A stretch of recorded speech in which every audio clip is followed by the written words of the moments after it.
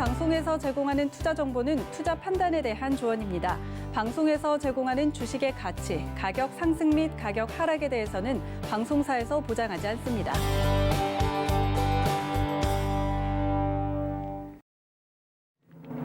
여러분 안녕하십니까? 출발 증시와이드 김성입니다.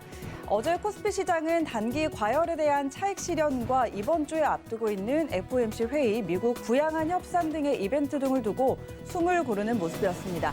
장중 내내 등락을 거듭하면서 확실한 방향은 잡지 않았는데요. 외국인과 기관의 매도, 개인 투자자가 그 물량을 받아내면서 낙폭은 제한적이었습니다.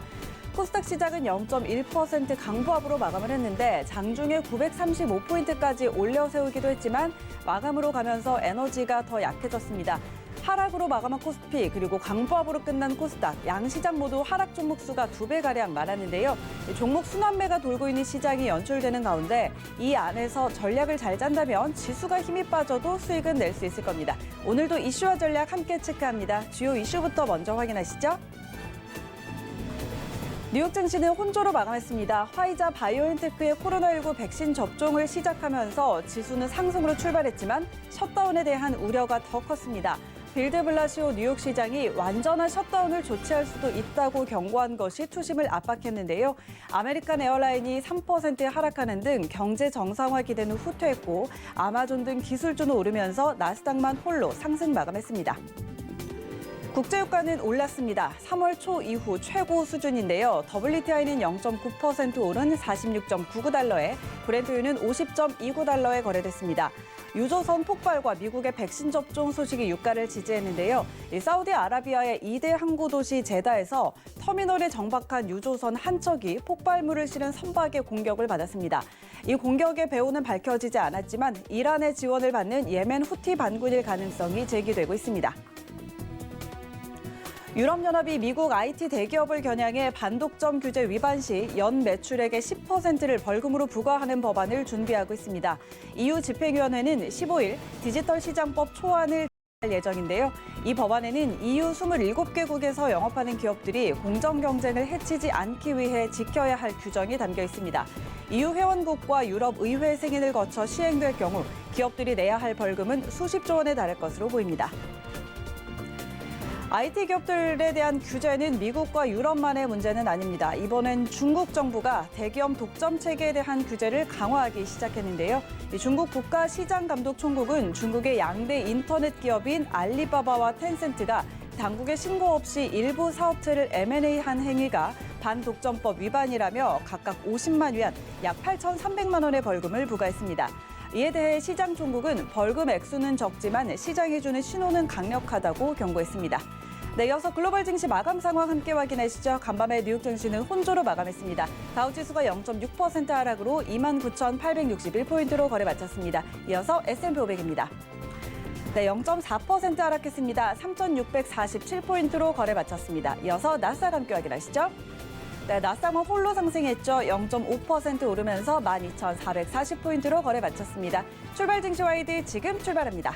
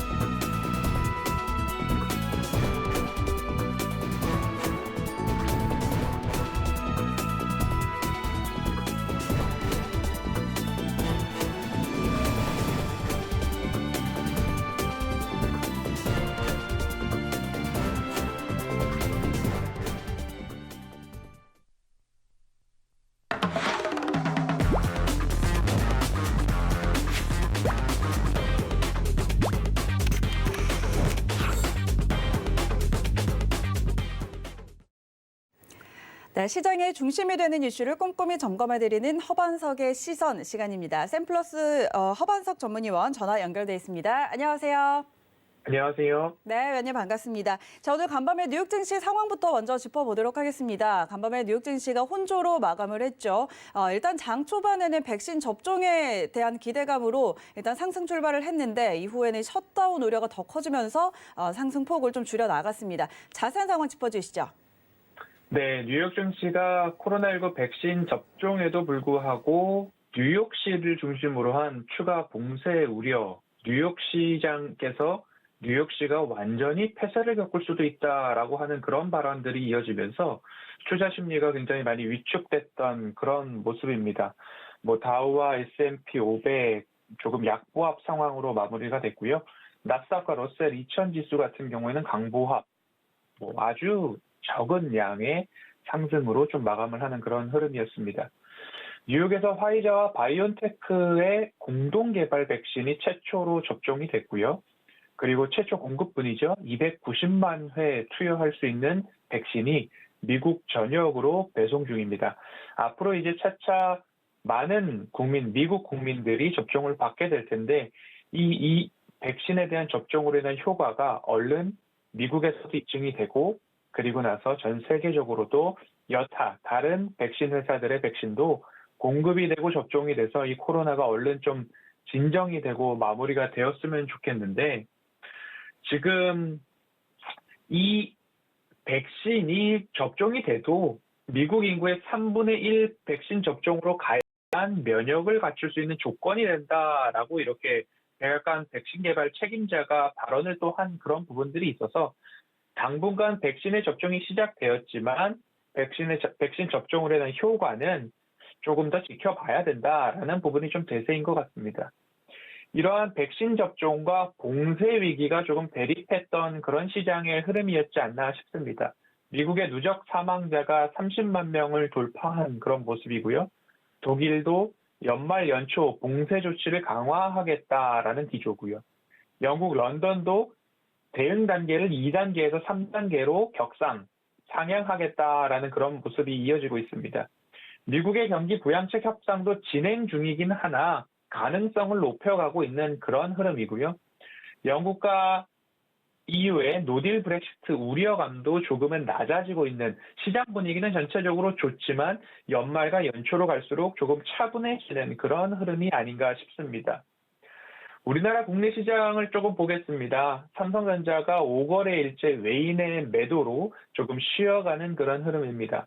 SK하이닉스도 마찬가지로 4거래일 연속으로 외인들의 매도가 있었고요. 어제서야 순매도로 조금 돌아서는 그런 흐름이었습니다. 9개월 동안 코스피가 약 90%가량 상승을 했습니다. 어마어마한 상승이었는데요. 상승 흐름이 앞으로 코스피 전망 3200 보고서들이 나오고 있는 것처럼 상승의 대세 흐름이 바뀐 것은 아니지만 조금 숨을 고르며 가고 쉬어갈 때는 되지 않았나. 그리고 이 쉼이 내년 1월 랠리를 준비하는 영양분이 또는 1월 랠리를 준비하는 그 시간이 아주 귀하다라고 저는 좀 보고 있습니다. 그렇기 때문에 11월부터 이런 말씀을 드렸습니다. 11월은 편안히 시장이 주는 수익을 취하시고 12월은 차분히 보내보시자라고 말씀을 드렸고 12월에 들어서는 12월에 여러 변곡점이 있는데 그 변곡점을 1월을 준비하는 기회로 활용하시자라고 말씀을 드렸습니다. 이번 주 시장에서 조금 챙겨보셔야 할 포인트들이 있습니다.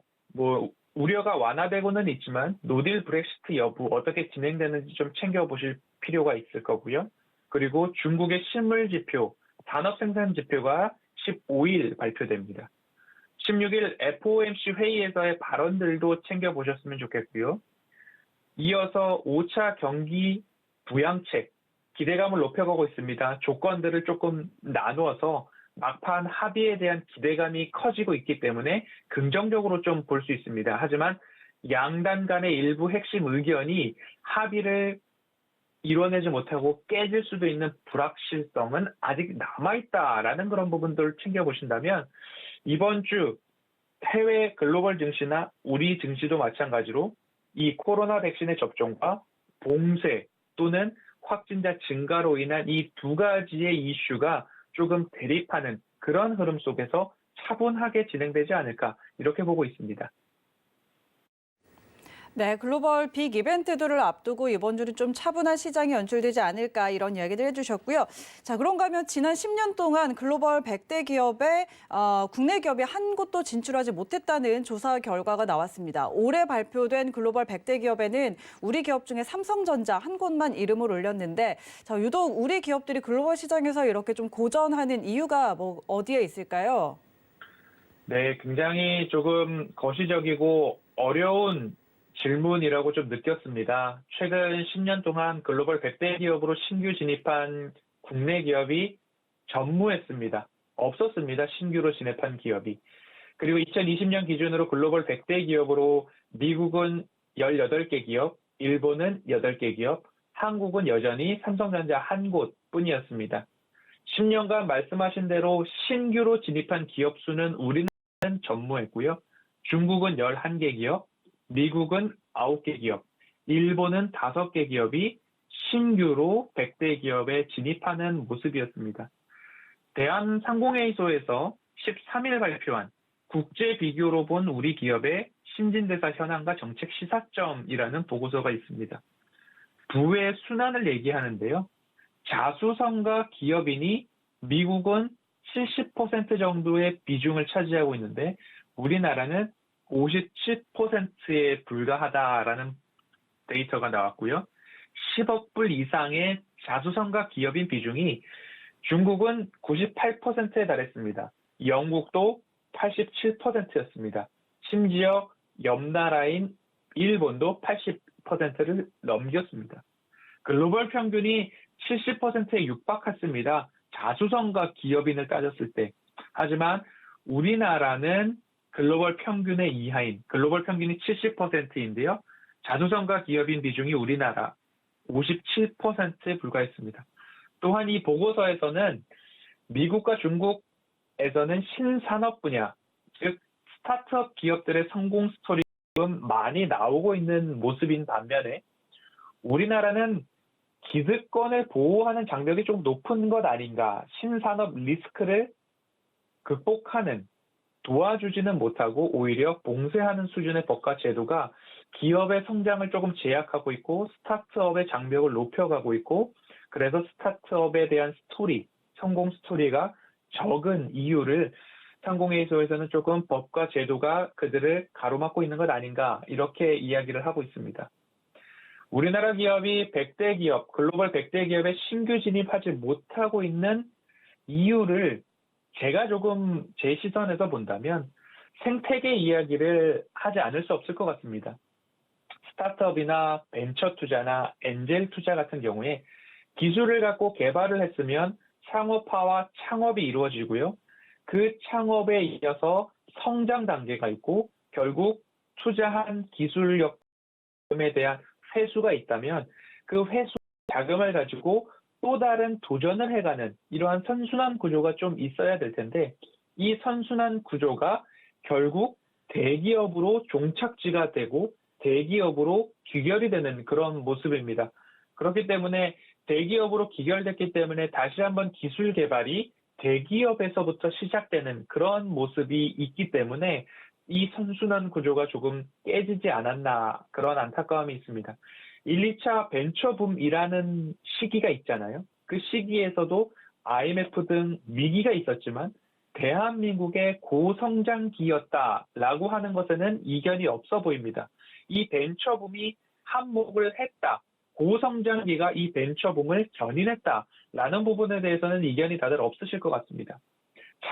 요즘의 창업 비중을 좀 보면 생계형 창업이라고 하는데요. 주로 진입장벽이 낮은 비기회형 창업을 생계형 창업이라고 하고요. 이 창업의 분야는 부동산, 요식업, 도소매업, 이른바 자영업자들을 이끌을 때 생계형 창업이라고 부르고요.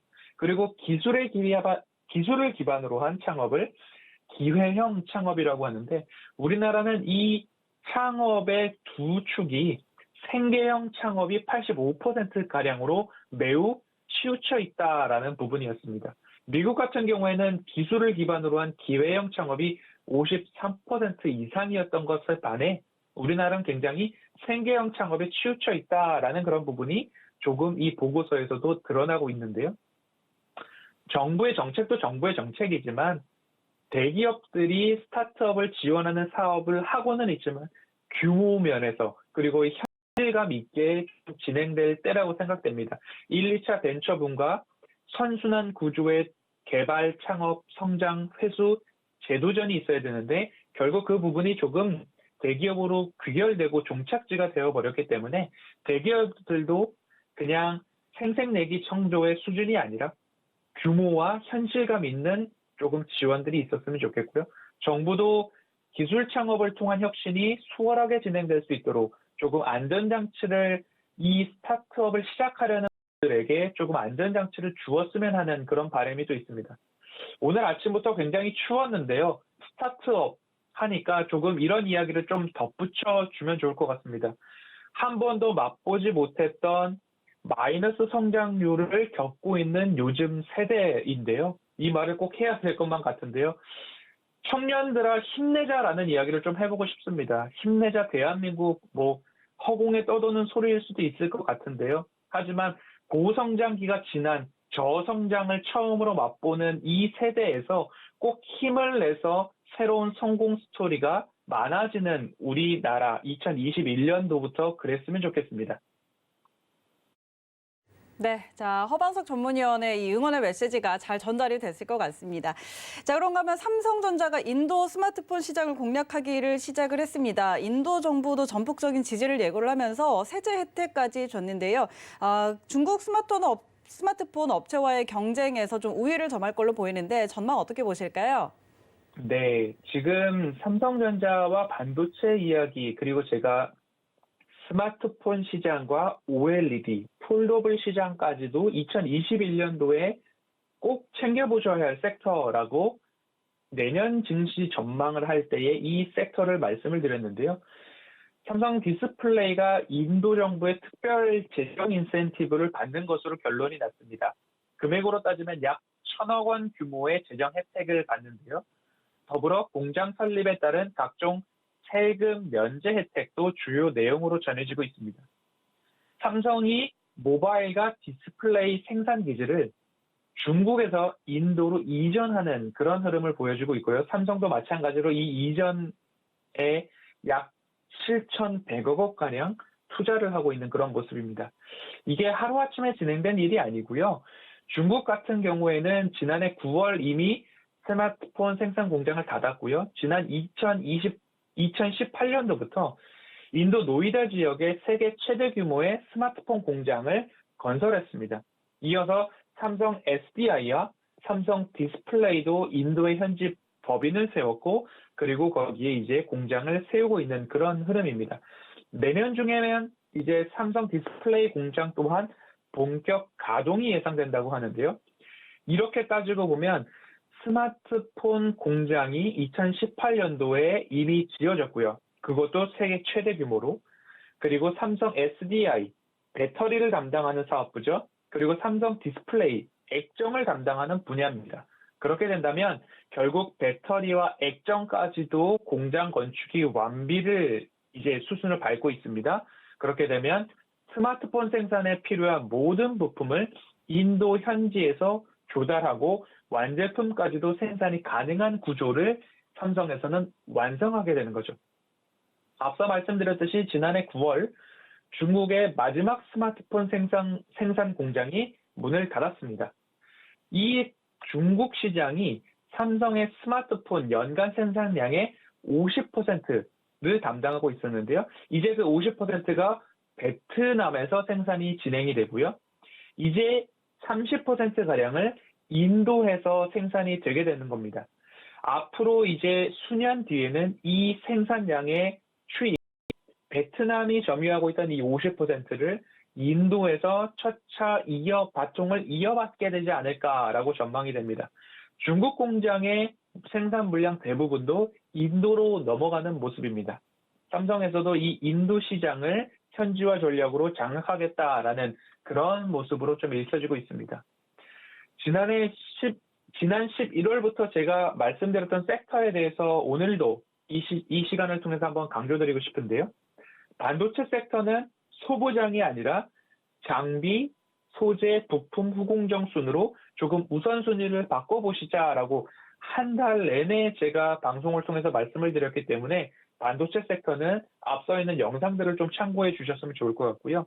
오늘 삼성전자의 인도 공장 이야기가 나왔으니까요. 스마트폰 시장을 왜 집중하고 있는가 말씀을 드려보겠습니다. 스마트폰 시장 규모가 어마어마하게 성장할 것으로 보여지는 데이터들이 나오는데요. 시장 규모가 20년도에 13억 3천만 대에서 21년도 내년에는 15억 1천만 대로 전년 대비 14%가량 시장 전체의 규모가 증가할 예정입니다. 올해 성장률 같은 경우에는 좀 코로나19 여파로 20년도 2분기에는 마이너스 23% 성장률이었습니다. 3분기에 마이너스 6%, 4분기에 마이너스 1%가 전망되면서 이 마이너스 폭을 줄여가고 있는 그런 흐름입니다. 그렇다고 한다면 21년도 내년 성장률은 어떠한가? 21년도 1분기에 플러스 18%로 성장률이 가파르게 턴어라운드 했습니다. 그리고 21년도 2분기에는 31%로 가파른 성장률을 좀 보이고 있기 때문에 포스트 코로나 이후에는 스마트폰 시장의 빠른 성장, 이 섹터를 조금 보셔야 된다라고 말씀을 드리고 있고요. 스마트폰만 성장하느냐, 덩달아서 OLED 시장과 폴더블폰 시장도 조금 보시자라고 말씀을 드리고 있는데요. 스마트폰 시장의 증가에 따라서 스마트폰의 탑재되는 OLED 패널의 공급량도 덩달아 증가하게 됩니다. 그리고 미니 OLED와 대형 OLED TV에 대한 수요 덩달아서 증가하고 있기 때문에 OLED 패널 공급량 또한 19년도에 350만 대, 20년도에 450만 대, 내년 21년도에 800만 대까지 2배가 조금 못 미치는 성장률 OLED 패널 공급량이 늘어날 것이다 전망치가 나오고 있고요. 이 스마트폰에 들어가는 OLED 출하량 연간 전년 대비 상승률로 따지면 27%가량 성장을 전망하고 있습니다. 스마트폰 시장을 말씀을 드렸고요. OLED 시장을 말씀을 드렸습니다. OLED가 왜 또 증가하느냐? 아이폰, 애플에서 생산하는 아이폰 12 시리즈부터 전 모델과 시리즈에 OLED 패널을 탑재하겠다라고 선언을 하고 그렇게 생산이 이루어지고 있습니다. 그렇게 된다면 LCD 이제 거의 쓰지 않고 있죠. 하지만 LED 패널이 탑재되던 아이폰에서 결국엔 OLED 패널로 전체 생산을 하겠다. OLED 시장이 늘어나는 근거가 될 것입니다. 그리고 폴더블 폰을 말씀을 드렸는데요. 왜 폴더블 폰까지 이 순환 구조가 이어지느냐라고 말씀을 드렸냐면 폴더블 폰에서 OLED 패널이 차지하는 원가 비중이 총 생산 원가의 30%를 OLED 패널이 담당하고 있다라는 데이터가 있습니다. 그렇기 때문에 이 폴더블 폰에 대한 출하량도 OLED와 함께 늘어난다라는 그런 부분인데요. 애플도 마찬가지로 이 폴더블 폰 출시에 대한 예상이 22년도부터 출시될 것이다라는 이야기가 나오고 있고요. 삼성 같은 경우에 19년도와 20년도에 폴더블 폰 시장에 있어서 기술 안정화 시기가 좀 거쳤다라고 보신다면 21년도, 22년도에 폴더블 폰 시장에 폭발적인 성장이 예상되고 있습니다. 화웨이 또한 삼성전자에는 반사 수혜로 좀 다가오고 있죠. 화웨이의 휴대폰 생산량이 거의 없다시피 낮아진 그런 모습입니다. 중국의 저가 기업이죠. 샤오미나 오포 등에서도 저가 공세가 일어나고 있지만 결국 삼성은 인도 현지화를 통해서 경쟁력을 높여가겠다라는 그런 전략입니다. 그렇기 때문에 오늘 인도 공장 삼성전자, 삼성 디스플레이 그리고 OLED까지 말씀을 드리면서 반도체만큼 기대되는 이 스마트폰 OLED 폴더블 섹터라고 말씀드려 보겠습니다. 네, 스마트폰 시장의 성장과 함께 또 OLED 시장까지 함께 관심 가져볼 만한 업종들 함께 짚어봤습니다. 지금까지 샘플러스 허반석 전문위원과 함께했습니다. 오늘 말씀 고맙습니다. 감사합니다.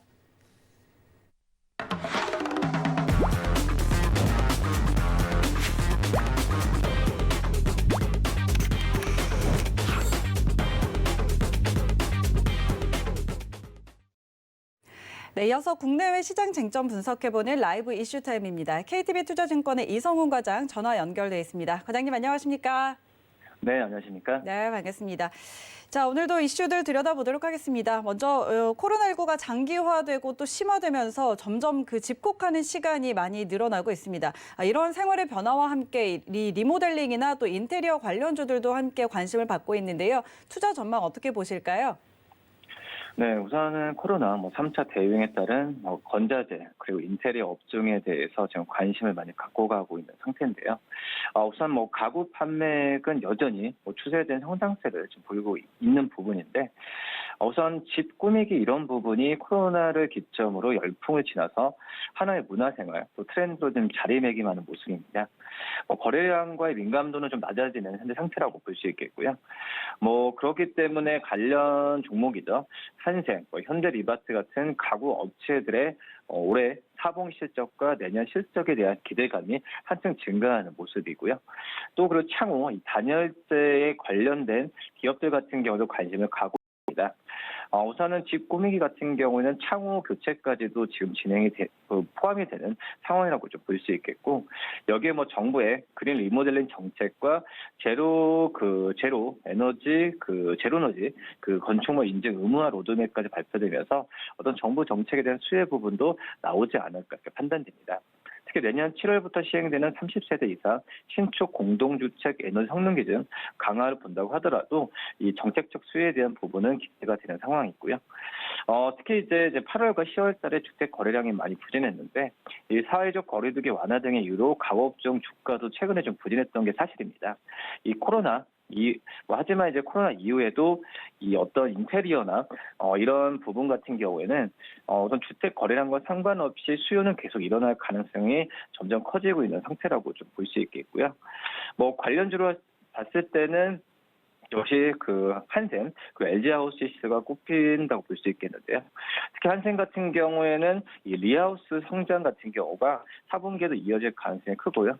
내년 하반기에는 시공 인력 확충에 따른 이 리하우스 레벨업과 성공적인 어떤 D2C에 대한 플랫폼 구축 효과가 기대되는 상황입니다.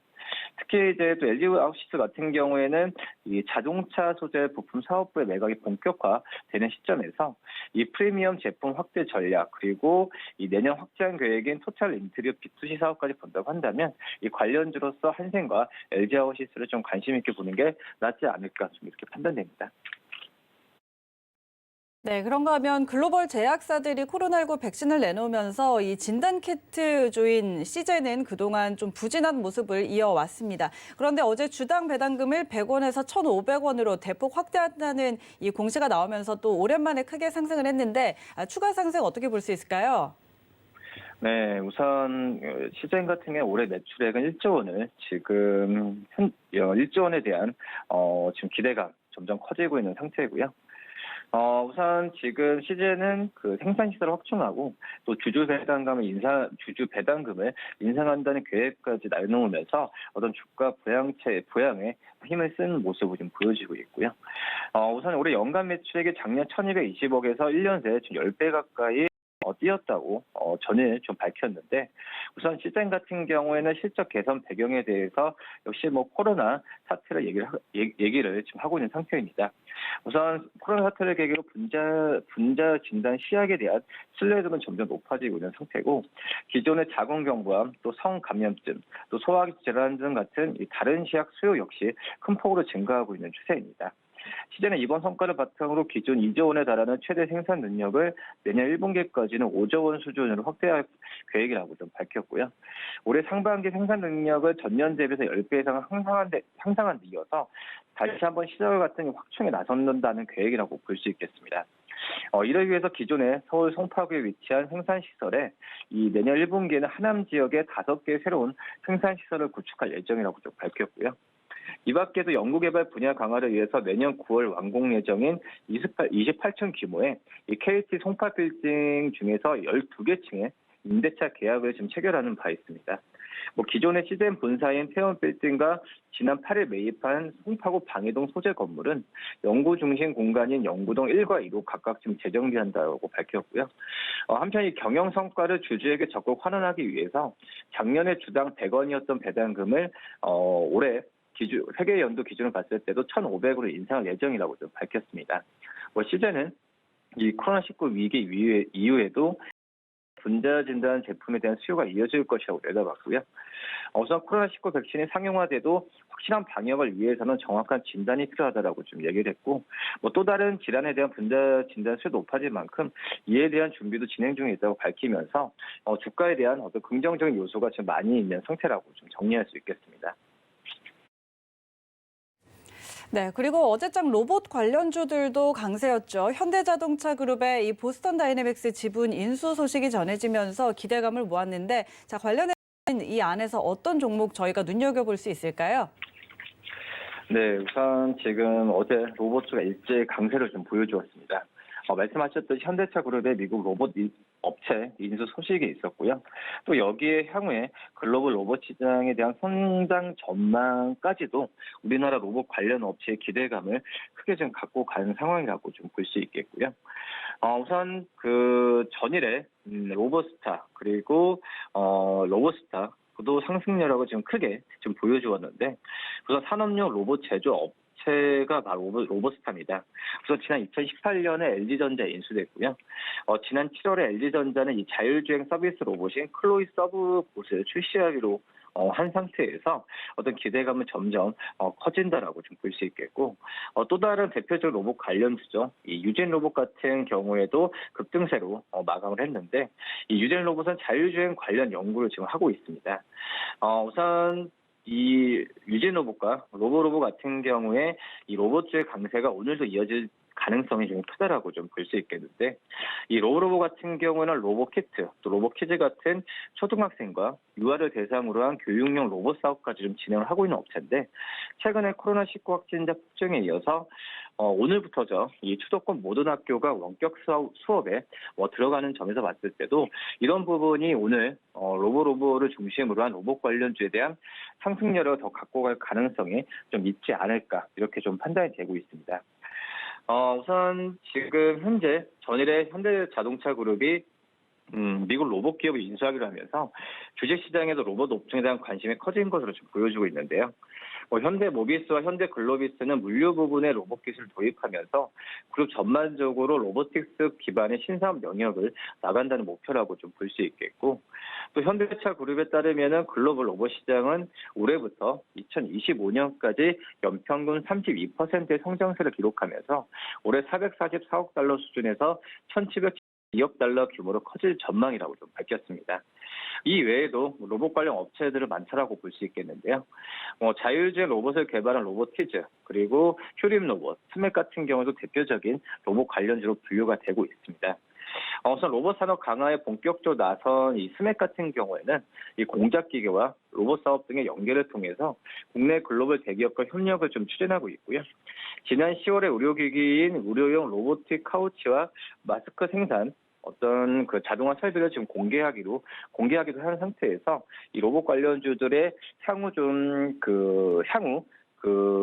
전망에 대한 부분은 점점 밝다라고 좀 판단됩니다. 네, 자, 로봇 관련주들까지 함께 짚어봤습니다. 자, 그리고 아시아나항공이 재무 개선을 위한 무상 감자안이 임시 주총을 통과를 했습니다. 앞으로 또 대한항공의 아시아나 인수도 탄력이 붙을 거라는 전망인데, 관련해서 투자 전략 함께 짚어주시죠.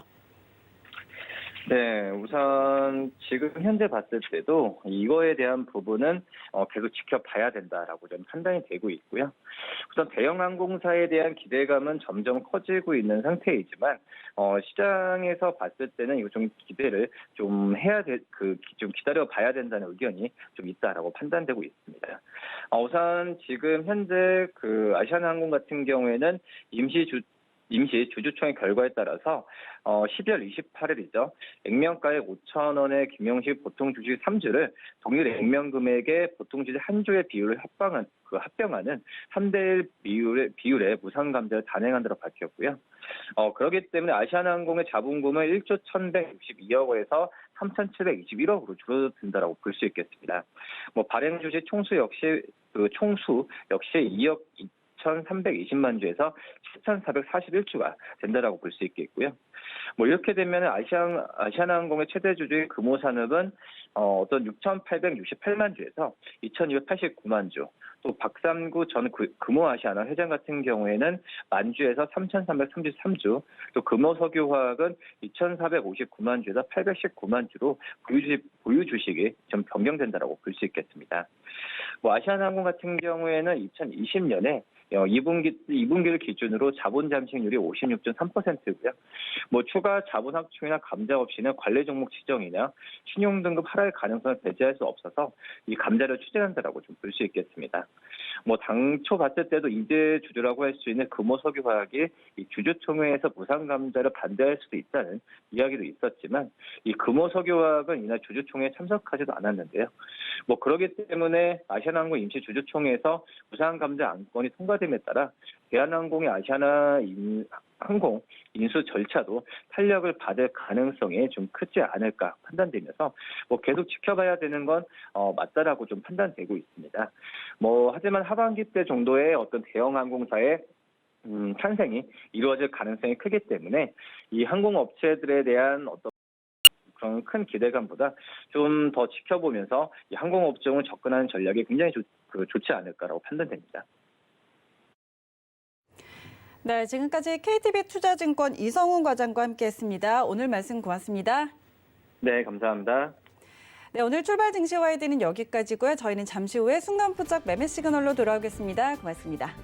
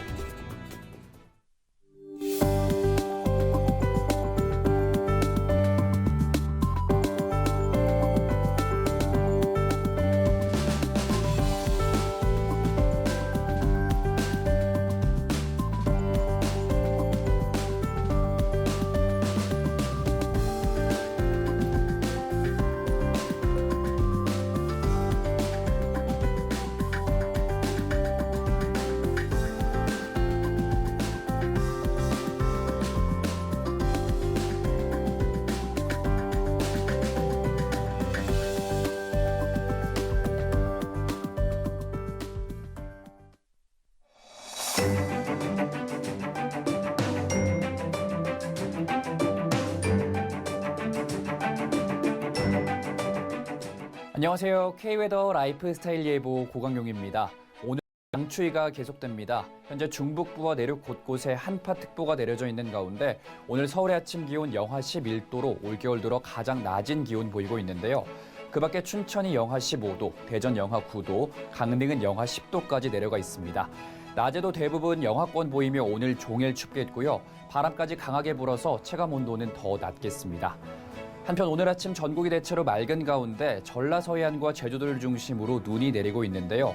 내일까지 제주 산간과 울릉도 독도에는 최고 30cm가량의 많은 눈이 내려 쌓이겠고 전라 서해안에는 최고 15cm, 그 밖에 내륙과 제주도에는 1에서 5cm가량의 눈이 내리겠습니다.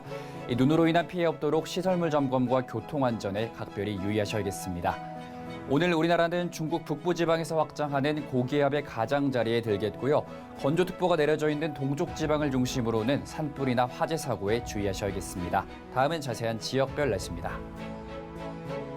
중부지방 대체로 종일 맑겠습니다. 아침 기온 인천이 영하 9도 보이고 있고 낮에도 대부분 영하권에 머물며 춥겠습니다. 동해안 울릉도 독도를 제외한 대부분 지역이 맑은 하늘 보이겠습니다. 울진의 아침 기온 영하 8도 보이고 있습니다. 호남 곳곳과 제주도는 눈이 내리겠고 영남은 대체로 맑겠습니다. 아침 기온 광주가 영하 5도, 부산 영하 6도로 출발하고 있습니다. 현재 서해와 동해상을 중심으로는 풍랑특보가 발효 중인 가운데 오늘은 전해상의 물결이 최고 4에서 5m까지 매우 거세게 일겠습니다. 충남 서해안과 호남, 제주도는 내일까지 눈이 오겠고요. 금요일에는 중서부를 중심으로 눈비 소식이 들어 있습니다. 한편 이번 강추위는 금요일부터 점차 풀릴 전망입니다. 날씨였습니다.